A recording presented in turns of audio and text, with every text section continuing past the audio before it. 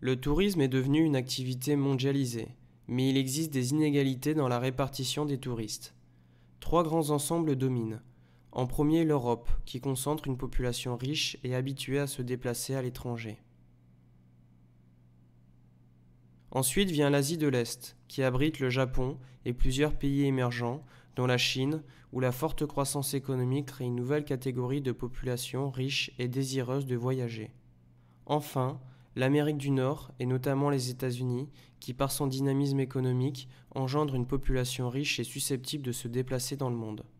Les destinations touristiques sont de plus en plus variées, mais certains pôles dominent.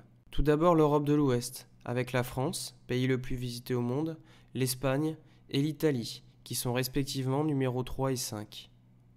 En France, Paris totalise à elle seule presque 20 millions de visiteurs par an, notamment grâce à ses monuments emblématiques tels que la Tour Eiffel.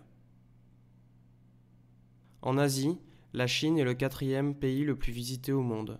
On visitera par exemple la Cité interdite, au cœur de la capitale, Beijing, où se trouve le palais impérial construit au Moyen Âge. En Amérique, les États-Unis se placent en deuxième position du classement. Les sites à visiter sont nombreux, on citera par exemple Las Vegas, qui a acquis une renommée mondiale pour ses casinos. Les littoraux sont les espaces privilégiés du tourisme. De nombreuses stations balnéaires ont été aménagées notamment sur le littoral ensoleillé du grand bassin touristique de la mer Méditerranée et du littoral atlantique. On citera par exemple la ville de Nice qui a aménagé des hôtels, des appartements et des services de loisirs pour les touristes. La mer de Chine constitue un autre bassin maritime ensoleillé où l'on trouvera par exemple l'île d'Hainan et son paysage de carte postale. Enfin, la mer des Caraïbes en Amérique centrale représente un troisième espace touristique très attractif, notamment en raison de son climat tropical, de son sable fin et de son eau bleu turquoise comme ici à Curaçao.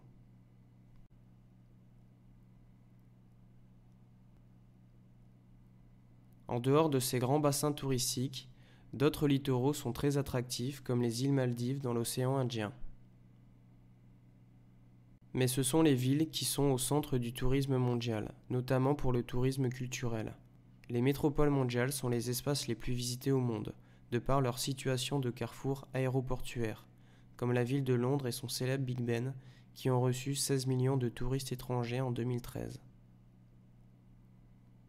Le tourisme religieux constitue une part également importante dans les déplacements touristiques, notamment dans les grands lieux de pèlerinage comme la place Saint-Pierre au Vatican à Rome.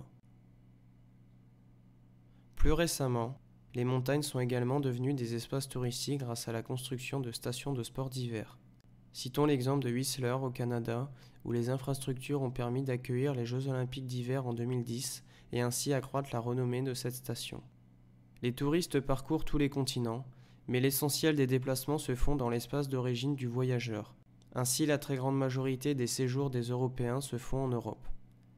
Les Européens se déplacent également vers d'autres régions touristiques attractives, telles que les États-Unis, la Russie et l'Asie de l'Est.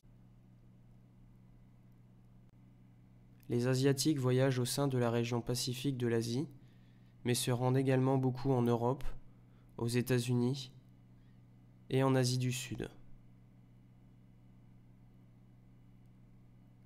Les Nord-Américains voyagent eux aussi dans leur région d'origine, ou bien ils partent visiter les destinations attractives d'Asie de l'Est, du Mexique, des Antilles et bien sûr d'Europe qui reste le principal foyer récepteur de touristes.